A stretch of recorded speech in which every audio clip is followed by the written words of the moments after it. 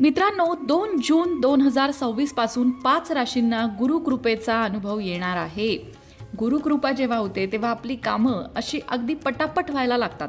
आपल्या आयुष्यातल्या अडचणी दूर होतात आणि आपण कल्पवृक्षाखाली बसलोय की काय अशी भावना निर्माण होते. इतकं कल्याण गुरुकृपा झाल्यावर होत असतं.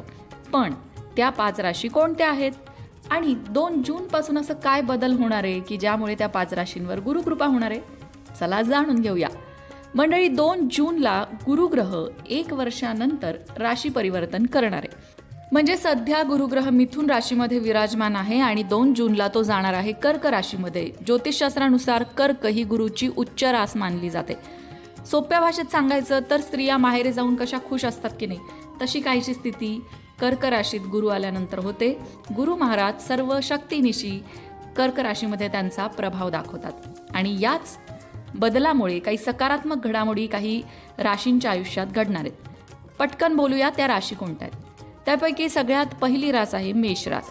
मान्य आहे की मेष राशीला 7.5 चालू आहे, त्यामुळे बऱ्याच अडचणी आहेत. पण आता हा जो 2 जून नंतरचा काळ आहे तो मेष राशींसाठी गुरुकृपेचा असणार आहे. गुरुचं हे गोचर करिअरच्या दृष्टीने अनुकूल मानलं जाईल. कामाच्या ठिकाणी नवीन जबाबदाऱ्या मिळण्याची शक्यता आहे. खूप काळापासून जी कामं अडकली होती ती आता पूर्णत्वाकडे जातील. शैक्षणिक क्षेत्राशी संबंधित व्यक्तींना अभ्यासात सकारात्मक परिणाम मिळू शकतात आणि नवीन कौशल्य आत्मसात करण्यासाठी सुद्धा हा काळ उपयुक्त ठरू शकतो.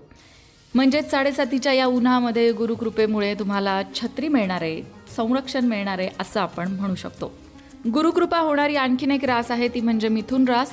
मिथुन राशीच्या व्यक्तींना आर्थिक बाबतीत सुधारणा होण्याचे संकेत दिसतील. गुंतवणुकीतून सुद्धा लाभ मिळताना दिसेल. उत्पन्नाचं नवीन साधन समोर येऊ शकतं.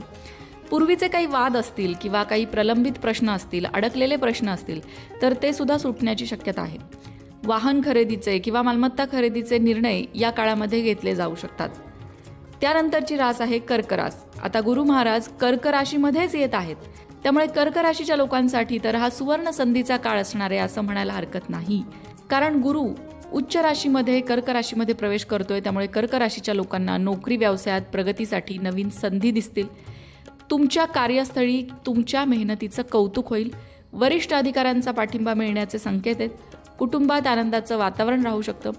मुलांशी संबंधित काही सकारात्मक घडामोडी सुद्धा घडण्याची शक्यता आहे.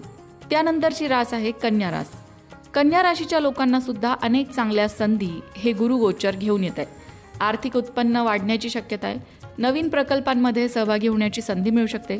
भागीदारीतून होणाऱ्या व्यवसायात काही सकारात्मक घडामोडी दिसून येतील. कुटुंबातील वातावरण सुद्धा अधिक सुसंवादित राहण्याची